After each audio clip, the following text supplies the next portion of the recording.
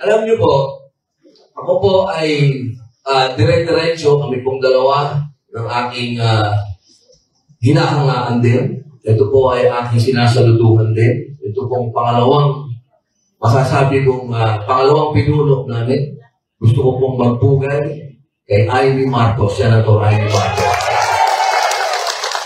Magkasabay po kami sa aeroplano. Pagkatapos po namin makipag-tunggali sa Senado, diretso po kami sa airport, sakay ng aeroplano, diretso dito. Akala namin mawawala pa kami dahil ang tak-tak po ng aeroplano papunta dito.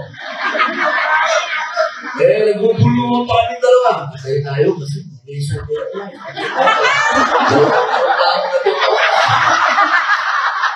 At ano, pangatlo sana kami.